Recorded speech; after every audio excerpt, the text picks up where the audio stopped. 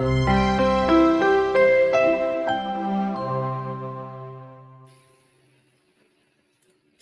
everyone, welcome back to my YouTube channel. It's your girl again, Blessing. It's been an awesome time and we've been able to bring some people, share their stories. And today there's another dimension to this story you want to hear. I have with me Owo Blow, that's her nickname. She's a registered nurse in Nigeria, a registered nurse in the United Kingdom, and a registered nurse here in the United States. And there has been this debates going on majorly on social media, WhatsApp group, asking that does it really worth it for a UK prepared nurse or registered nurse to move to the United States? So she's going to do justice to that. At least from her own personal experience, she's going to tell us some differences between the nursing practice in the United Kingdom and nursing practice in the United States. Welcome, Owoblo. Thank you for coming to this channel today. Thank you very much, Blessing, for having me. I so much appreciate it. Thank you for having me. Yeah, I know I introduced you, but maybe I made one or two mistakes that you want to correct. No, you did a perfect introduction. My everybody knows me as Owoblo, but my name is Ayo. And like you said, I'm a registered nurse in Nigeria, I'm a registered nurse in the UK, and I'm a registered nurse in the US. So I recently moved from the UK after spending like 4 years in the UK, and I've moved to the US over a year now. And I'm enjoying the vibe. And then like you said, we're going to be talking about so many things about the UK and the US. So it's nice to meet you. Thank you. So you spent 4 years before transitioning to the United States. Yes. So that's almost the same time you're supposed to apply for your ILR, if I'm right. Yes. So did you apply or did you just forgo it to come to the US? This is this question, I get it very often, and it's kind of emotional for me. Not like emotional in the sense that I want to cry, but yes, like you said, in the UK, if you're on a work tier 2 visa, you need to be there for 5 years on the tier 2 visa, and then after 5 years, no, just before 5 years, like well over, by the time you have 4 years 6 months or 4 years 7 months, you could start putting in and apply for your ILR, which is your indefinite leave to remain. So yes, but so I had roughly like a year for me to have applied before I left, but I didn't stay to apply. Is it painful for me? I would say yes, and I would say no, because the same I would have waited to apply, but at that time I didn't have that time to wait any longer, because I've been in my US journey for a while, and if everything went as it should be, I would have been in the US since like 2022. Because I even had my exit interview in 2022. I was supposed to come here in 2022 or latest by January of 2023. But one thing happened, and my visa was delayed, and then retrogression met me. So I would have felt that kind of feeling because I'd not spent that long time in the UK. It would have been just like 2 years plus. So, but having spent that time, I was like, oh, maybe I could have waited. But I tell you, at that stage, I couldn't have waited. So, well, I don't have a choice. I'm here now. The indefinite leave that they would have given me in the UK, I have the version of it here, which is the green card. And so I can say I feel sad about it a little bit, because I feel like, I've spent so many years in the UK. I should have gained something from it. But however, my days are counting in the US too, and very soon I'll be having my citizenship. So it's a win-win at the end of the day. Wow. So what are your biggest challenges during this transitional period from United Kingdom to United States? Settling down, getting the kids in school, your spouse job. What are the challenges? So really, because I'm coming from the UK, I would say the UK already like kind of trained me into living in the Western world, like abroad. You know what I mean? When I came from Nigeria to the UK, I didn't find it easy. So now that I'm moving to the UK to the US, I would say it was more easier, because I already knew some things. As UK and US are very similar, although they have so many differences too. You get what I mean? But at least I would say the transitioning was much easier for me than when I moved from Nigeria to the UK. Apart from that, I think things are really way easier in the US, if I'm being sincere. For example, the things I found very difficult when I was settling in the UK that like took tears from my eyes, like renting a house was super duper difficult in the UK. Getting a house is like I even used to say getting your visa is more easy than getting a house in the UK. So before I could get a house, it was, oh my God, it was difficult. I got a school for my kids in time, although it was not what the school I wanted, because I didn't even know that school existed. I just picked the ones that were closer to my house, but there was no space. But they eventually got them somewhere, so I wouldn't say it was that bad. But renting the house and everything, it was very difficult to settle. But like here, I was able to get a house, the one I wanted, my own taste kind of house. It wasn't difficult. I was able to get my driving license, start driving as soon as possible, get my car. Those things that I didn't get to do until even years later in the UK, I did them easily in the US.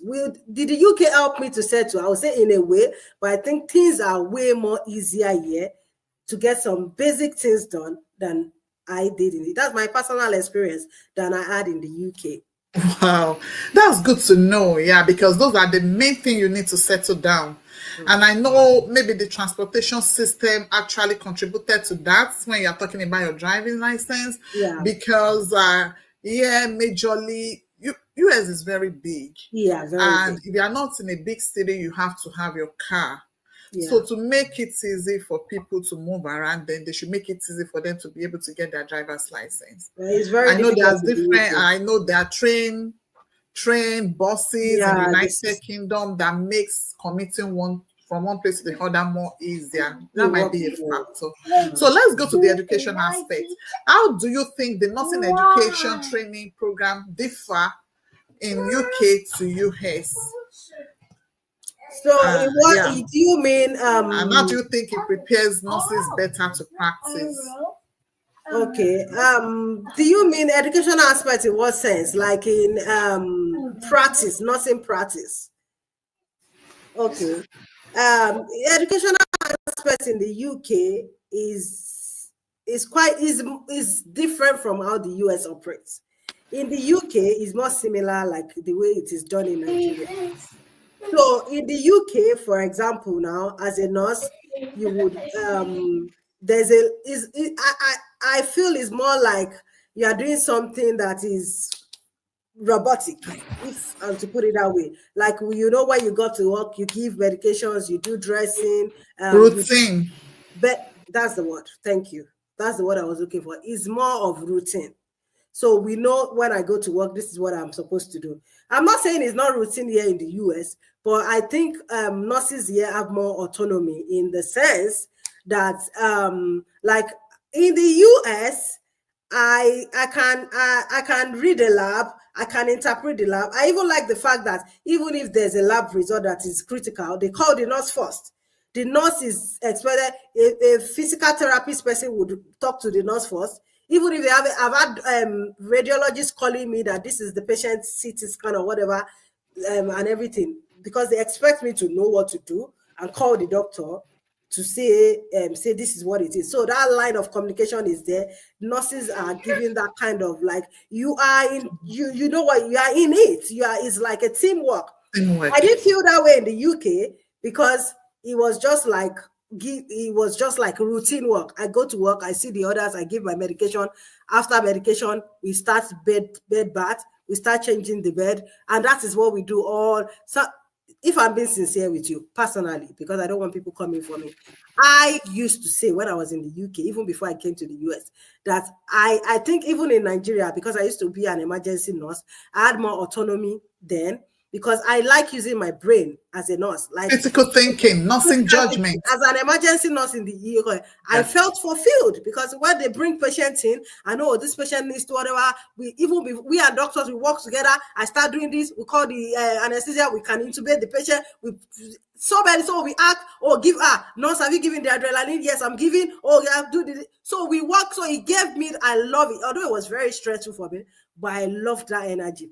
So when I came to the UK, it was just like all that my brain, there was like a brain drain. Because now sometimes I tell my husband when I come back from work, like, I don't know what I went to work to do today. It's like I went to pack poo. All through my shift, I was just packing poo. Like no nursing, that sometimes I do not even know what these patients are coming in for.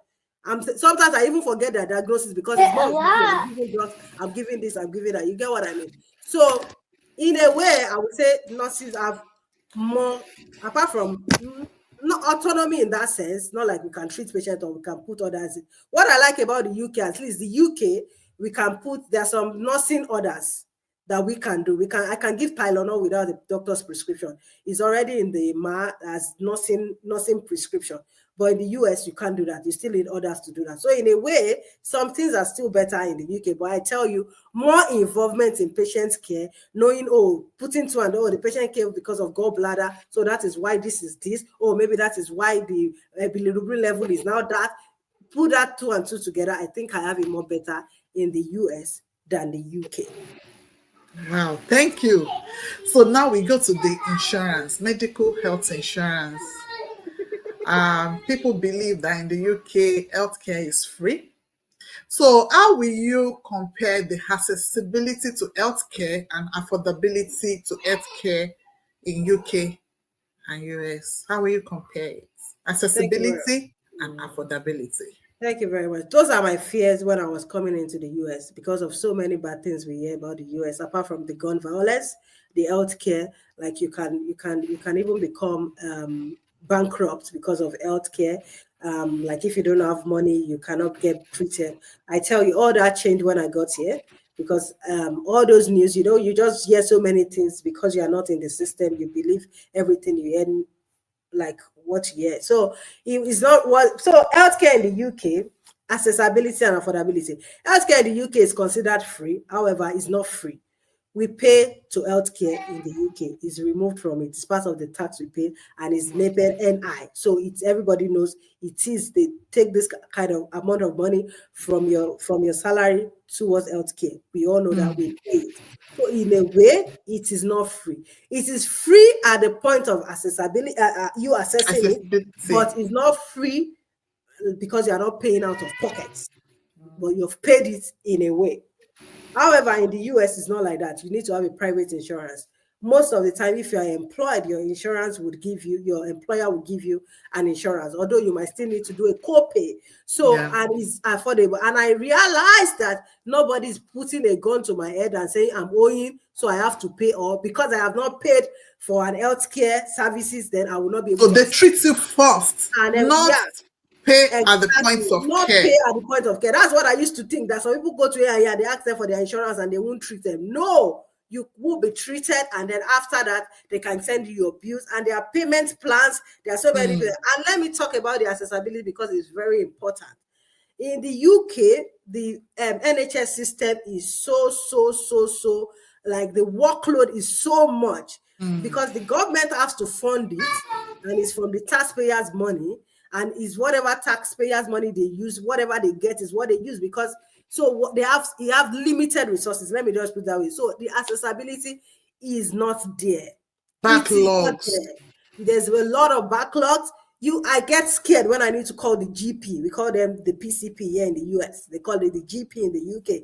I get scared calling them because they are very defensive. You're calling them automatically. There's no space there. You can't get your doctor's appointment and everything like that. You go to the A&E, you could wait for hours. Do they wait for hours in the A&E in US? Maybe sometimes, but you have the opportunity and you have the flexibility. If I go to an A&E and I see so many people there, I can go to another hospital.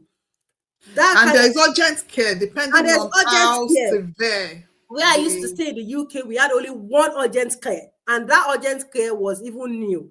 When I newly got there, that urgent care wasn't there.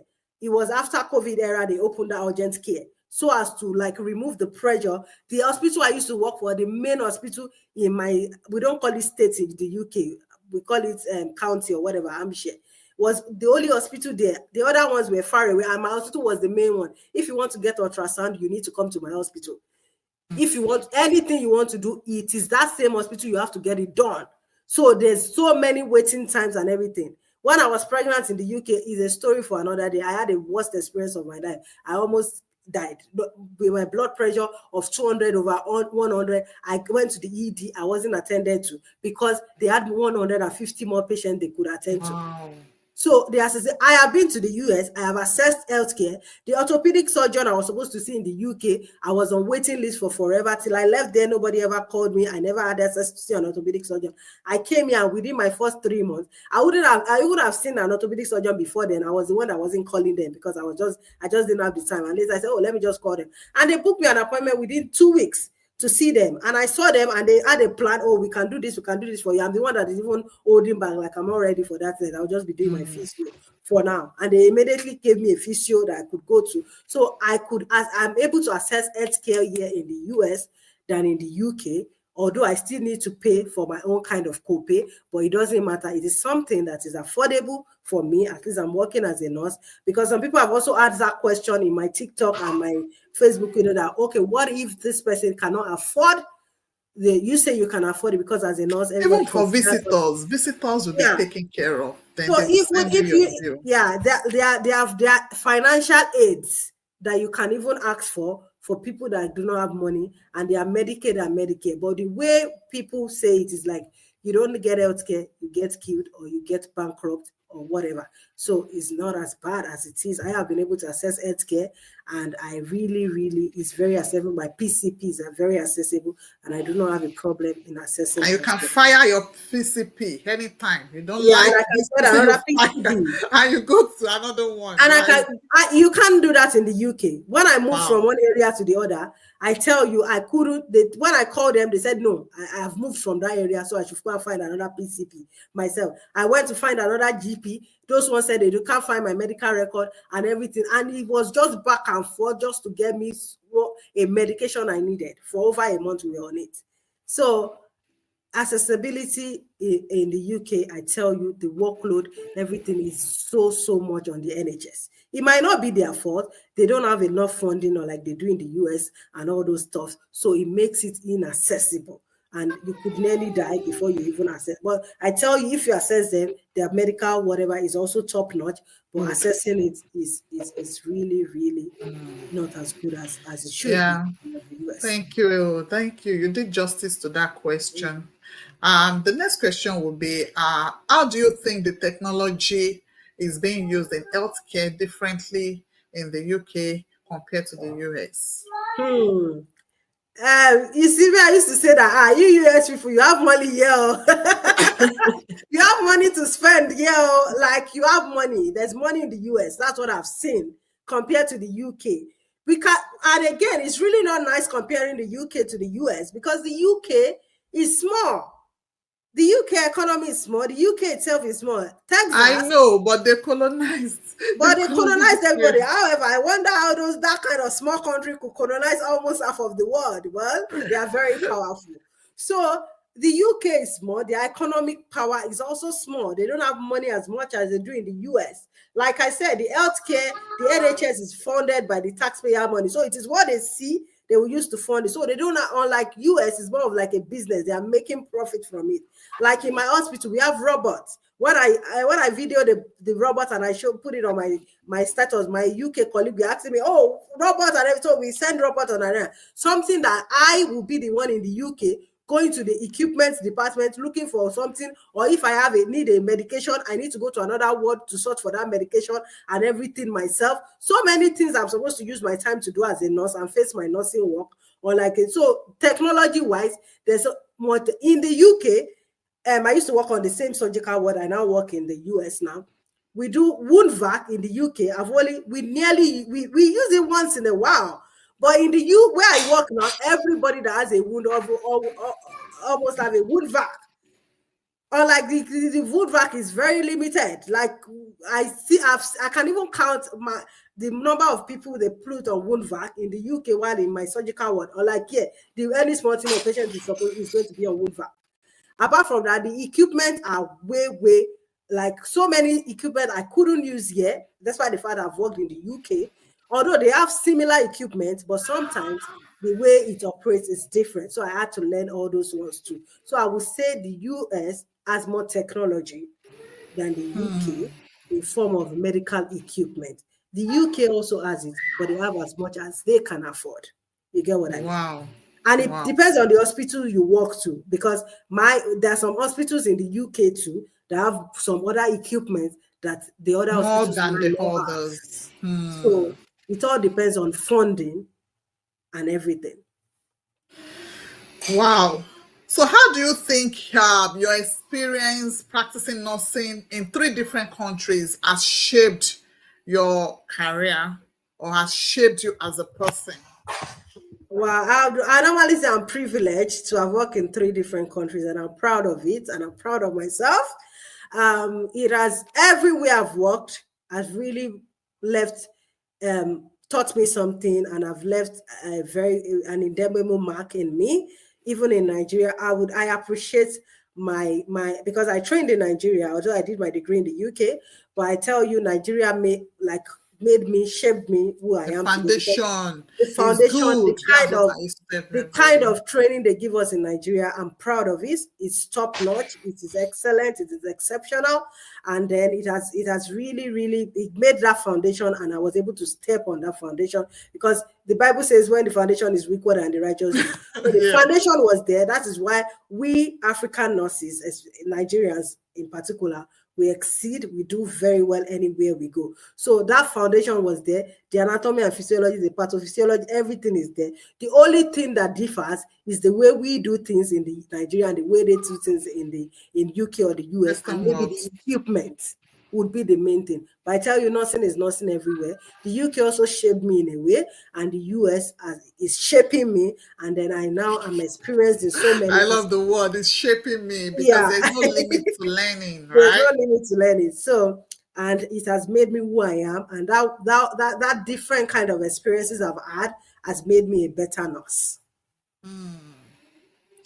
So, is there any time that you wanted something and you couldn't get it, and you have a regret that, oh, if I had waited in the UK to get my ILR, the situation would have been different for you? Never. No, no, no, no, no, no, no, no. The only regret I have as at this moment that I'm talking to you is that I didn't come to the US before now. That's the only regret I have. If I'd been here before now, maybe by when I went to the UK, I would already been in the US. I would have been like 5 years or so now in the US. And I think I would have achieved way more, because moving over from the UK to the US, it was like I was starting all over again Again. for me. It was like, because I had to bring my kids, my husband's job, and everything also. So it's like we are also beginning again. So if I have any regret, I don't have a regret about the ILR. The only thing I have a regret about ILR for is because of my son. Because my son has so many British friends, and he said, "Oh, mommy, I really wanted to be a British citizen." So in a way, it got me kind of emotional. And mommy, you did not allow me to get my British citizenship. So in a way, that is the only thing that makes me emotional. I said, don't worry, you'll be an American citizen. So, but first of all, you are a Nigerian citizen first. So I'm proud of my country. Don't So forget the root.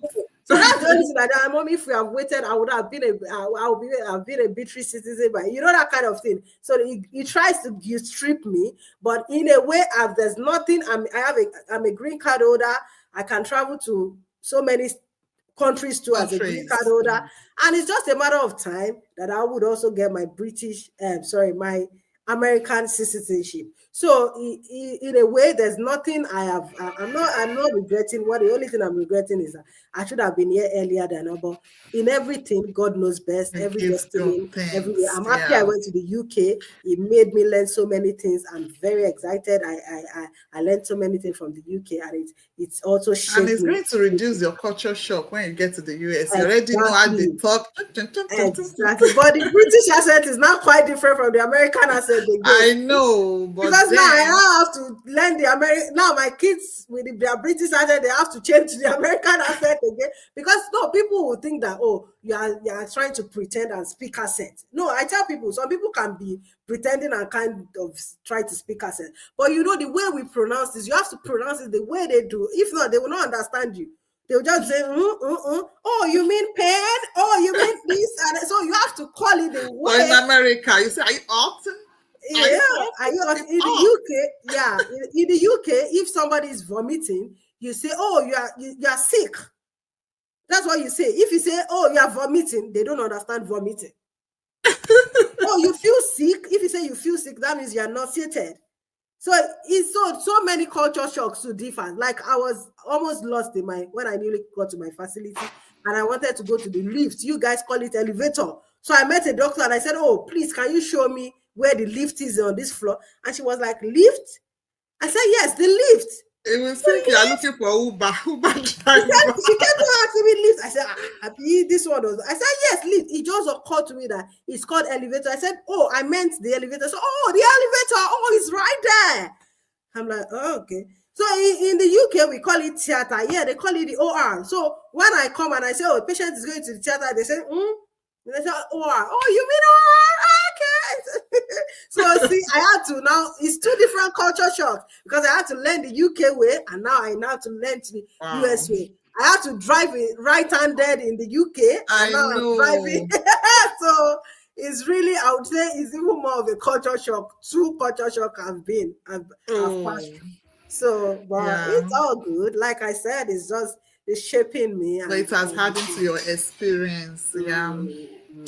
So what advice do you have for immigrant nurses who are in the process of transitioning from the United Kingdom to the United States? What advice do you have for them? And when you are giving this advice, I want you to just chip in the financial benefits also. I don't really want to ask that as a main question, but just chip in, just summarize what it is like. Thank you. Okay, so if you are you want to move from the UK to the US, or you are still having doubt, or you are thinking about it, I would say to each his own. We can't force anybody to do what they don't like. But it's good that we are doing this kind of videos so that you can make informed decision. That's the main thing about it. So if you hear about everything, then you'll be able to make that decision, and that decision will be informed. So if you want to move from the UK to the US, then go ahead and do so. I have no regret whatsoever. As I said, the only regret I have is not coming here earlier, because I have friends who have been here earlier than me, and I see what they have achieved. I see where they are, and then I think I was in that when they were in US, I was in the same UK, and I didn't achieve what they had achieved. I had not achieved near what they have achieved. So they are way ahead of me. They've achieved ahead of me, although everybody to his own destiny. But I feel and I know if I was here at the time I was in the UK, I wouldn't be where I am today. Because in the financial aspect, we all know UK doesn't pay well. That one is something very obvious. Even the UK nurse is low. But one thing I have heard people say is that, oh, by the time you calculate the insurance you guys are paying and cost of living and everything will be the same. It's not like that. Everything will be the same. Cost of living in the US is higher and everything. And I have tested both, and I have come to tell you that it is not the same. Even with the high cost of living in the US and the high and maybe the whatever, it is still not the same. You get paid very well here than you would be in the UK. So talking about the financial aspect, it pays you more here. Apart from the financial aspect, I don't know. I just have this kind of things comes easy here. You get what I mean? The things that might be difficult for you to get in the UK, like I said, driving. Some people will do driving tests 4 or 5 times in the UK. For you to even get a driving exam date is another thing. Getting a house, renting a house. There's nobody that will tell me here in the UK that they've not passed through one stress or the other to rent a house. Renting a house is another thing. So many things that were stressful for me in the UK, they not came easily here for me. So in a way, apart from the financial aspect, the US is a very good place. It has so many opportunities. As of now, I'm thinking of so many things. I'm still exploring options to make my position. And again, I like the way that most nurses I have met here in the US, they are in one program or the other. Oh, I'm doing my DMP, I'm doing my MP, unlike the UK, what we are chasing is band 6. We are a band 6 nurse. It's like it's the end of the world. I'm a band 6. That band 6 is like something else. The band 6 position, you even be struggling to get it. But yeah, like everybody is chasing that educational aspect, trying to get themselves better. I know nurses that have opened their own clinics and everything. So apart from the financial gain of it, I think it's more professional growth. The professional growth is there There's so many things you can be. You can live in the American dream. That's just the thing. You can live that your American dream. It might take a while. It doesn't start now, but you are gradually working towards it. So apart from you getting paid more, there are other gains to it, like financial growth and professional growth, any kind of growth. Like this place is big enough for you to achieve whatever you want to achieve. And I believe so, although I'm here newly, but I can see I've not gotten there, but I know I can get there. It's just a matter of time. And you will get there. Thank you. Thank you so much. Wow. You did justice to this question. And I know this video will help people out there, you know. And let me just talk briefly about the crime rates and everything the people also talk about. There's nowhere that is safe under heaven. It's only heaven that is safe. And in America, you know, most times they don't really hide information. And America is very big.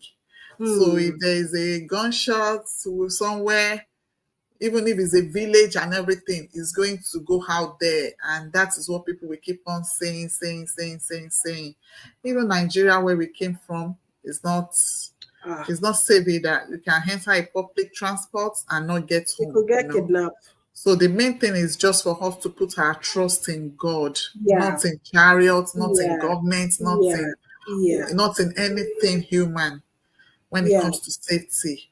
You know, even the Bible said whoever watches a house just watches in vain. The Lord has not watched over. So that is not enough reason for someone to say, I don't want to pursue my dream of going higher or going to a Western world. And I will say traveling on its own is a form of education. Exactly. Yeah. Because my own experience was like, so you just think this is just life, wherever you are. Not until you try something else before you know that life are in phases. And life is in different dimension. Dimension, I tell you. Now we are talking of US and everything. I hope to visit Dubai very soon. That one is another thing entirely. So you get there and be like, oh, I've been to UAE before, but not really Dubai. I've been to Qatar. And when I go there, you see skyscrapers, you see the kind of buildings, you see how beautiful the whole place is. Somewhere that's supposed to be a desert, you see green grasses. So you'll be educated. You make your mental faculty work better. Thank you. We are going to stop here. And I really appreciate you coming. I wish you well in your nursing career in the United States. Thank you very much. And my regards to your family. Thank you. Thank you for having me. It's been nice chatting with you. And then if you have any questions, you can put it in the comment section. And then I'll also read and see if I can answer some of them. Okay? Yeah, thank you very much. Take care. Bye. Thank you. Bye. It's a singing face. It's a science face.